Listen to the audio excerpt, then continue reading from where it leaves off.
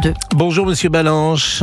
Bonjour, Monsieur Pro. Et merci pour s'être opposé à la tenue de soirée de rupture du jeûne du Ramadan dans une salle de l'université. Vous avez été pris à partie en plein cours mardi par un groupe d'une quinzaine d'individus d'extrême gauche, visages masqués, qui vous ont encerclé. Le cours a été interrompu. Vous avez été qualifié de sioniste, raciste, des militants qui sont arrivés avec un drapeau palestinien, une pancarte libérer la Palestine. La direction de l'université vous a proposé de protéger vos cours pendant le mois d'avril. Et c'est vrai que vous avez été soutenu par l'université, il faut le souligner. Comment vous expliquez cette interruption de votre cours ? Parce qu'il faut qu'ils aient des ennemis pour pouvoir mobiliser les troupes. Ce genre d'individu fonctionne évidemment dans la diversité. Il cherche tous les moyens possibles pour mobiliser. Et donc, je suis une victime idéale, d'autant plus que ils espèrent attirer à eux en fait les étudiants musulmans, à l'image de la France insoumise qui drague éhontément les communautés musulmanes pour les élections. C'est un petit peu le même principe à travers ce groupe. J'observe qu'il y a eu beaucoup de réactions, mais ce monde est si polarisé que les réactions, en tout cas politiques, sont plutôt à droite. Aurore Berger vous a soutenu, plein soutien à Fabrice Balanche, Marine Le Pen également. Est-ce que vous avez eu des réactions, par exemple, d'une politique de gauche, Monsieur Balanche ? Non, les réactions, je les ai via Twitter, donc je n'ai pas fait un bilan évidemment de toutes les personnes qui m'ont soutenu. Il est vrai que ce sont plutôt des personnalités de droite comme Laurent Wauquiez, François-Xavier Bellamy, le ministre Monsieur Benjamin Haddad aussi, qui m'a envoyé un message directement. Donc, mais à gauche, je n'ai pas évidemment vu beaucoup de soutien, malheureusement. Est-ce qu'on sait qui sont ces jeunes gens qui sont arrivés dans votre cours ? Est-ce que ce sont vos étudiants et est-ce qu'ils seront sanctionnés ? Alors, il n'est pas sûr que ce soit mes étudiants, c'est plutôt des gens qui sont venus de l'extérieur. Est-ce qu'ils sont même membres de l'Université Lyon 2, puisque l'université est ouverte aux 4 vents et il y a une occupation de salle depuis un mois qui attire tous les gauchistes et islamo-gauchistes de l'agglomération lyonnaise.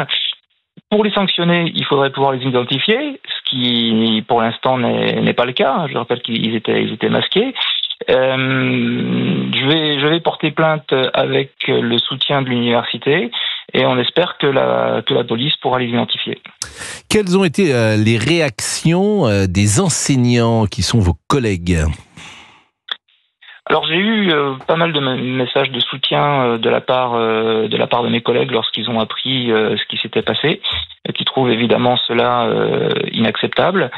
Ça serait bien aussi que l'université quand même fasse un communiqué officiel et qu'elle le place sur le site de l'université, parce que jusqu'à présent c'est pas le cas. Il y a eu quelques éléments de langage à l'égard de la presse, mais la volonté était plutôt peut-être pas d'étouffer l'affaire, mais en tout cas d'éviter les vagues. Est-ce que vous avez le sentiment d'être tout à fait minoritaire dans cette université de Lyon 2 parmi vos collègues, parce que vous êtes une personnalité précisément qui n'est pas d'extrême gauche ou tout simplement de gauche ? Oui, je suis de droite, je suis conseiller municipal à Caluire-et-Cuire, LR, donc effectivement je suis un peu un ovni dans cette université. Nous sommes vraiment très, très peu à ne pas être affiliés à la gauche et à l'extrême gauche, et c'est de pire en pire au fil des ans avec les nouveaux recrutements. Mais c'est pas seulement à Lyon 2, c'est malheureusement dans la plupart des facs de sciences humaines et sociales qui aujourd'hui sont devenus des fiefs de l'extrême gauche. Et puis tout à l'heure, on a échangé une première fois sur CNews et je citais Vincent Hervouet qui travaille également sur Europe 1, qui m'avait envoyé quelques minutes avant notre émission qu'il vous considérait comme un chercheur de terrain remarquable et un homme très courageux, très compétent, notamment sur la situation en Syrie. Vous venez de dire que c'est de pire en pire avec le recrutement. On connaît mal finalement comment sont recrutés les professeurs. C'est-à-dire qu'on est recruté en fonction de son penchant idéologique ou politique à Lyon 2 ? À Lyon 2 et ailleurs, si vous voulez.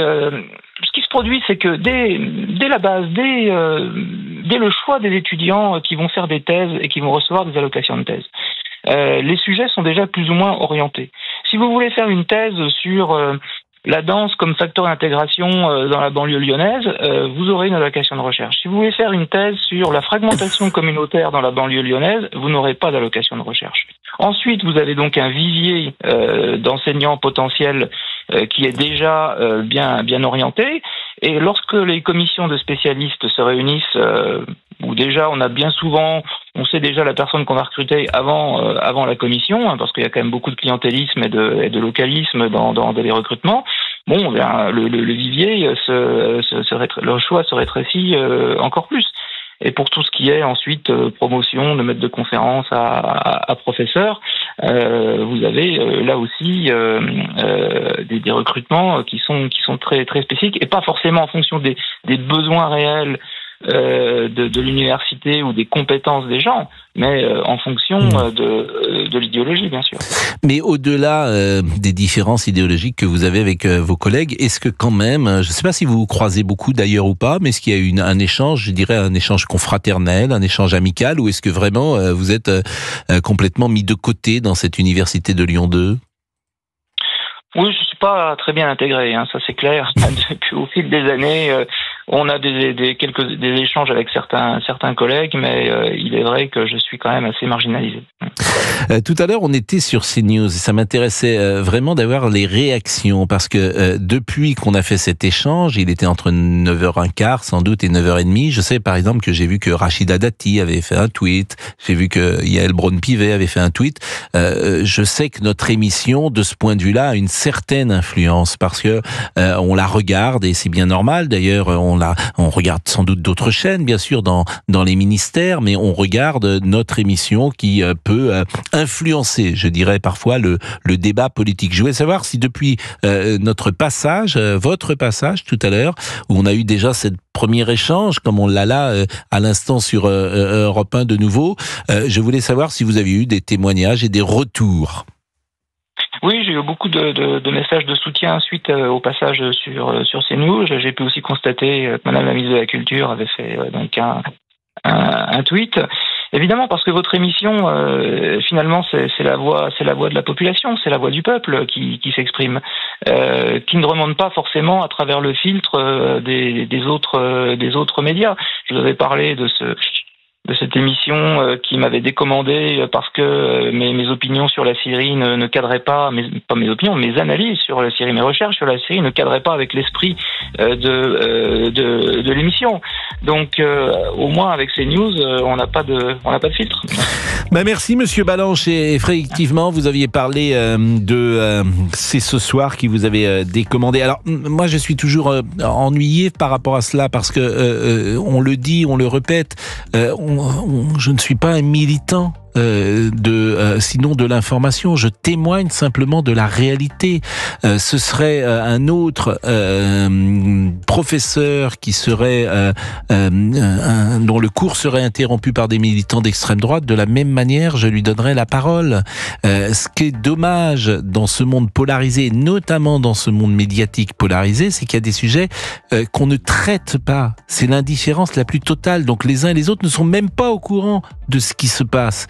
Donc c'est pour ça que Monsieur Balanche, c'est important de l'entendre, parce que vous ne l'entendrez pas sans doute ni sur TF1 ni sur France 2, qui ne fera pas de sujet sur cet incident.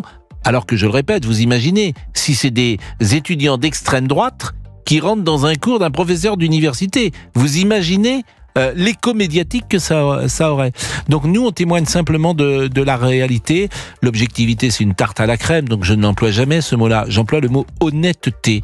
Et l'honnêteté intellectuelle, c'est le plus important, en tout cas en ces matières-là. Merci beaucoup, Monsieur Balanche.